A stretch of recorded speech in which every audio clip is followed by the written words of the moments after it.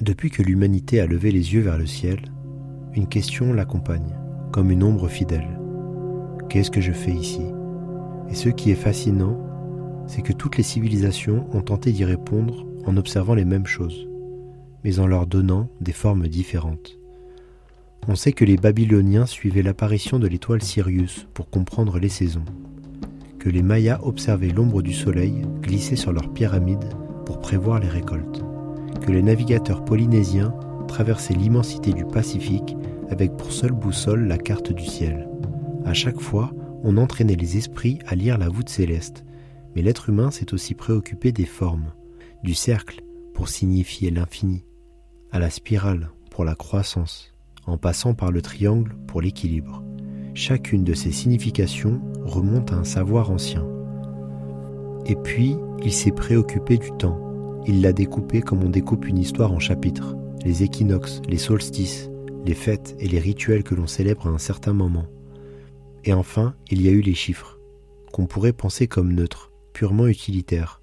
Mais en réalité, eux aussi portent une histoire étonnamment symbolique. Chez les pythagoriciens, chaque nombre vibrait d'une qualité particulière. En Égypte, on organisait les temps selon une géométrie sacrée. En Inde, ils représentaient des forces fondamentales.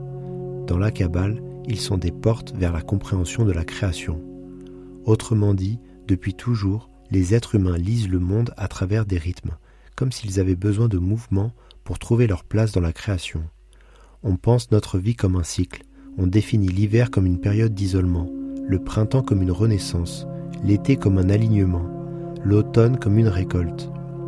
Certains le ressentent dans leurs émotions, d'autres dans leurs relations ou encore dans leur carrière. En fait, les anciens l'avaient compris il y a déjà bien longtemps. On ne peut pas avancer à fond tout le temps. On ne peut pas être en transformation permanente.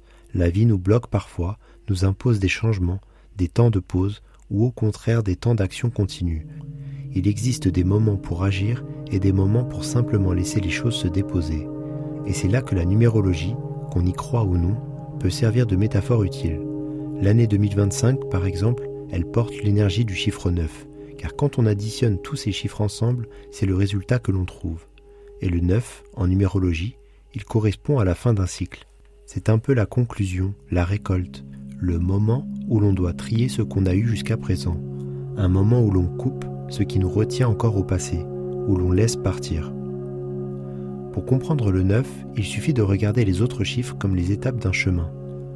Le 1 ouvre le cycle, le 2 crée la relation, le 3 met en mouvement, etc., etc.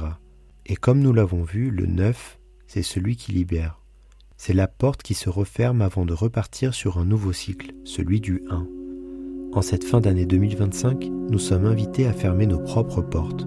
Concrètement, cela peut vouloir dire terminer un projet qu'on traîne depuis trop longtemps, régler une dette, faire du tri chez soi, avoir une conversation qui attend depuis des mois, se détacher d'une habitude qui nous freine, ou simplement décider que certaines choses n'avanceront plus, et l'accepter, définitivement.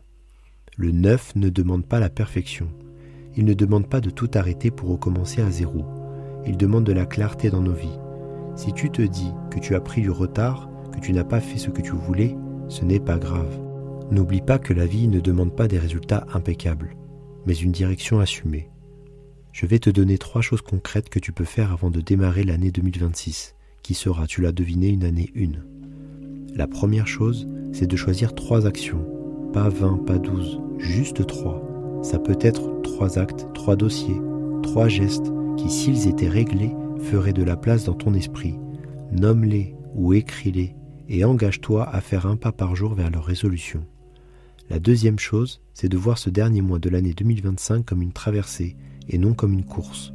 Rappelle-toi le lièvre et la tortue. Rappelle-toi que c'est la tortue qui gagne à la fin, malgré le fait qu'elle prenne tout son temps. Elle s'applique pour faire de son mieux. Un pas par jour et ton esprit comprendra la cohérence et la logique de tes petites actions. Enfin, la troisième chose, c'est que tu dois te pardonner le retard que tu as pu prendre jusque-là. Tu dois vraiment te pardonner, parce que sinon tu vas traîner ce poids dans le cycle suivant. Et ça, c'est un peu le pire démarrage que tu puisses faire. C'est un peu comme si tu repartais avec ton ennemi intérieur déjà accroché à ton sac à dos. N'oublie pas que tout ne peut pas être résolu. Parfois, c'est le temps qui te montrera la voie à la résolution de certains problèmes non réglés. Et puis, voici une chose que j'aime bien faire chaque année. Prépare une intention pour 2026.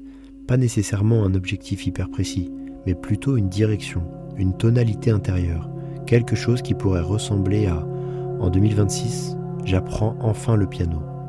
Nous avons de la chance, car cette année est une année 1, et les années 1 sont des portails qui ouvrent des commencements. C'est le bon moment pour commencer. Alors regarde ton année 2025 avec honnêteté. Conclus ce qui peut l'être. Libère ce qui doit partir, car 2026 arrive comme une terre vierge, prête à accueillir ce que tu décideras de planter. La fin d'un cycle n'est pas un échec, c'est une transition, une ouverture, et tu peux la franchir entièrement.